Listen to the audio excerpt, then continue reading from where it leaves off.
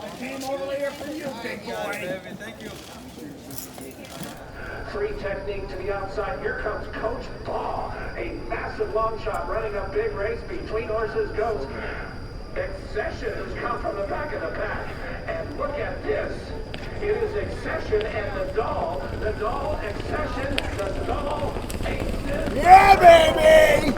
Yeah! Yes! Yes.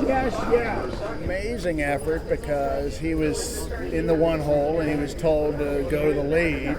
And when you are told to go to the lead in a mile and 16th race and you've never gone around two turns, you are sending a horse into and you don't want to get ahead of yourself because things go wrong. But at this moment, I'm elated and I'm very proud of the horse and I think he's special. And I think we're gonna have fun with the horse. I think we're gonna take this horse to the next race, which is the Arkansas Derby, and he's coming here. Here, of course, with Curlin and a lot different atmosphere. You were like the only one cheering through the stretch. Does that seem a little surreal? I mean, I don't know what to say about today. I mean, you can't make it up that was the stands today, and it was happy. It was exciting. It was kind of like, you know what, we got our own little group, and you know what, if we're here, hopefully people saw it on TV, and he's a special horse, and he's going to be seen by a lot of people the right way, which is on TV, I guess, is the way this thing's going to work out. He was two turns for the first time, mud for the first time, shipping for the first time, a lot of different firsts, and pressed a lot of the way with all those horses bunched up. Just sort of talk about everything the horse accomplished today. Well, I mean, I think that, it's factual that when you go fast early and you hold on and you accelerate at the end, you're probably a special animal.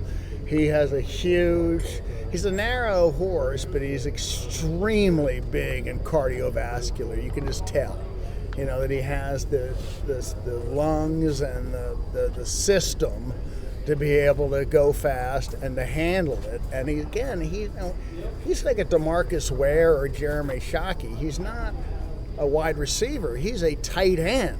He's a problem. He's like Curlin. You bump him, you go down, right? It's not good if you bump this horse. This horse was, a quarter bigger than every other horse in the paddock? It's not against any other horse, but if you can use that with balance and speed, it's an advantage. And that's what he showed today.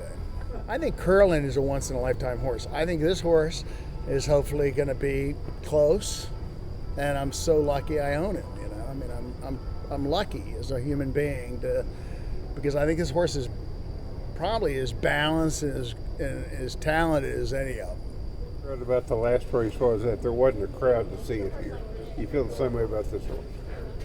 I mean, I think TV is going to solve that, and I think we have the only sport that's on TV right now. Hey, and, I mean, Bill Farish, who was my, friend at the University of Virginia who got me in this sport. I mean, Bill Farish is like, he went to Kentucky, right? And he went to Virginia, right? I mean, he's a Kentucky guy, but he went to Virginia. So, I mean, all of a sudden he loses March Madness. This is it.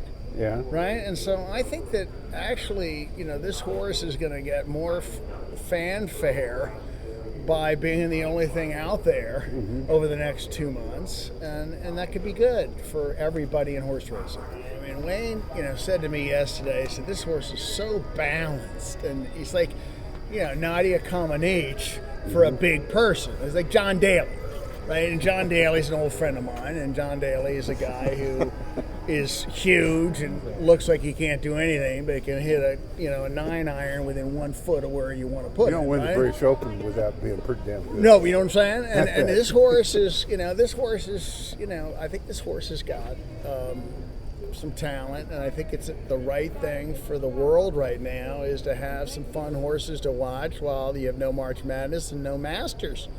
I mean, the Masters audience, you have now. I mean, how big is that, right? I mean, all those people who watch that golf are going to watch horse racing, I think. Has a crush on Nadal, so she named the horse after him, and I said that's fine because I think he's going to come to the races. I think he's definitely going to come to this race, the next two. So it's going to be great for horse racing, to have a tennis pro of his stature, and he will be at probably the Arkansas Derby and the Kentucky Derby. Because his day job is on hiatus right now.